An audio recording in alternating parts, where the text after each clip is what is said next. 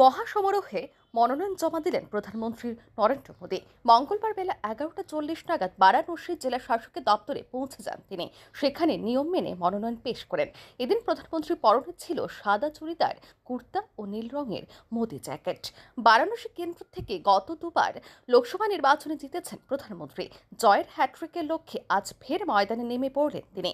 গত দুবারের প্রথা মেনে এদিনও মনোনয়ন জমা দেওয়ার আগে বারাণসীর কাল ভৈরব মন্দিরে গিয়ে পুজো দেন প্রধানমন্ত্রী। কাল ভৈরবের বিগ্রহের সামনে দাঁড়িয়ে আরতিও করেন তিনি।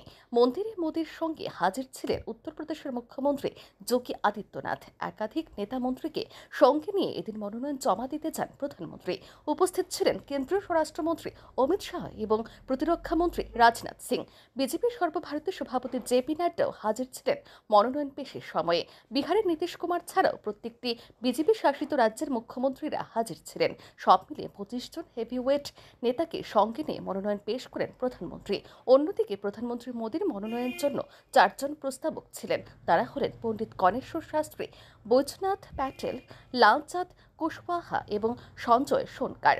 প্রস্তাবক ছাড়া প্রার্থীর মনোনয়ন সম্পূর্ণ হয় না। রিটার্নিং অফিসার 4 প্রস্তাবকের স্বাক্ষর এবং তথ্য মিলিয়ে দেখে নেন। এরপরে জেলা শাসকের দফতর থেকে বের হন প্রধানমন্ত্রী।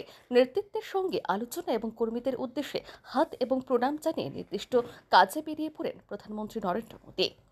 ব্যুরো রিপোর্ট, আর নিউজ।